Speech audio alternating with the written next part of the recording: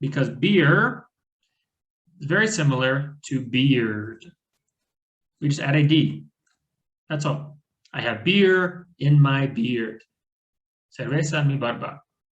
Then we have bear and bird. So I always say to my students so they can remember, this is my little trick. Beer, beard, because everyone knows how to say beer already. So just they're the same. Punto.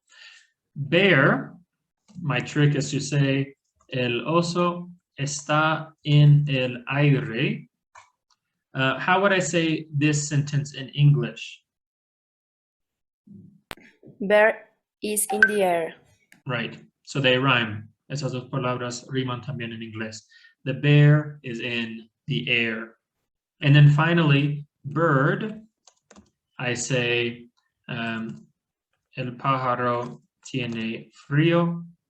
The bird is cold, right? So he says burr, burr. It is more like a U sound here.